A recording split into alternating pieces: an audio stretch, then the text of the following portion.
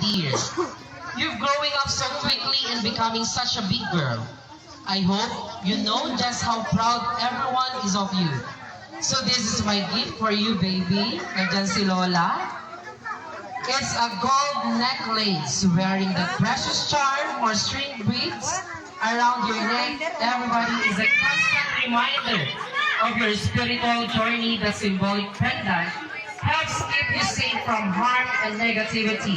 And wearing it close to your heart enhances its powers of protection. Kung hindi ako nakakamali, ang pendant po niya ay si Jesus Christ.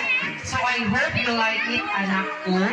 Even I'm not there to celebrate your special day, I wanted to know how lucky I am to be your mother. Bawi na lang si mama pag nakauwi.